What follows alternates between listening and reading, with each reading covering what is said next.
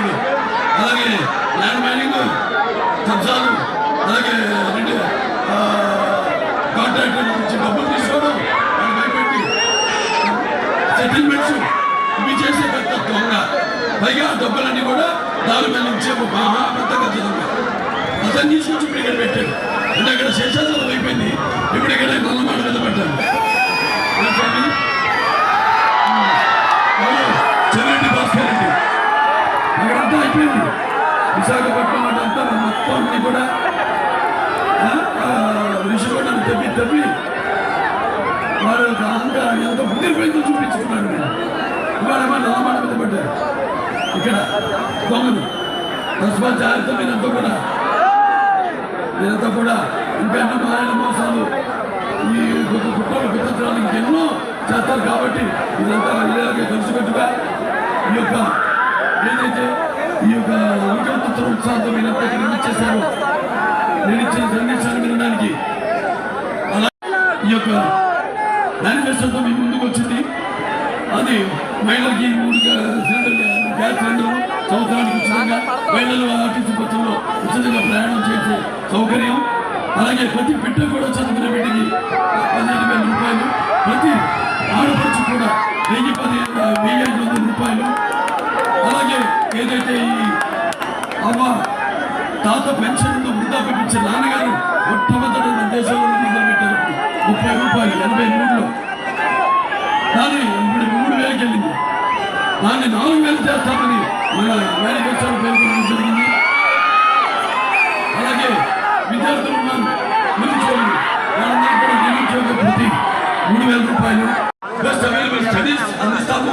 అలాగే ఎవరైతే ఈ పేద ఎస్సీలు ఉన్నారో వాళ్ళని కుటుంబాలకి 2 ఎకరాలు కొనుగోలు భూమిని ఇస్తాము. అలాగే ఈ యొక్క సివిల్ సర్వీసెస్ కి వెళ్లే వాళ్ళకి ఉచితమైన శిక్షణ అందిస్తామని ఈ సభాముఖంగా మీ అందరికీ తెలియజేసుకుంటున్నాం. అలాగే చూస్తూ పోతే అసలు మొత్తం మన కొత్త చట్టాలు కొన్ని, కొత్త చట్టం 303 అని తీసుకొచ్చాడు. అలా హుషారు, జాగ్రత్తగా ఉండండి. 303 ల్యాండ్ అసెంబ్లీలో స్పీకర్ చేత ఉచ్చబోయించాడు. అది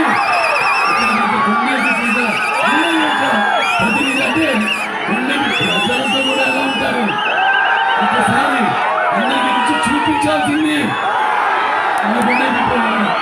నియోజక ప్రజలతో కూడా వర్గీకరణ ఏదైతే ఏబిసిడి ఉందో వర్గీకరణ చేయడం జరిగింది. ఇక్కడ అసెంబ్లీ ఆమోదం పొంది మన కేంద్రానికి పంపించడం, అలాగే దాని ఉద్యోగాలు మనం నైవజ్ఞుడుగా మారాడు. అలాగే ఈ రాష్ట్ర ముఖ్యమంత్రి అంటూ జనగంత్రి పాలన చేస్తున్నాడు.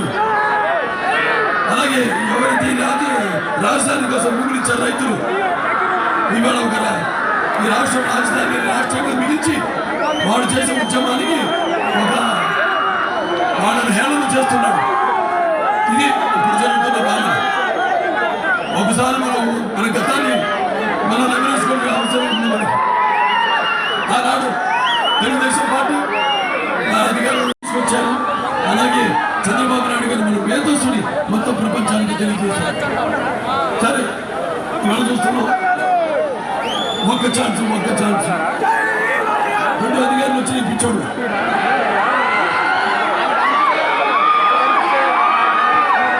దాంతో మనకేలా దుస్తులు జరగము, మనకేలా మనకేలా బలాయి చెప్పు, చార్తోళ్ళు మనకేలా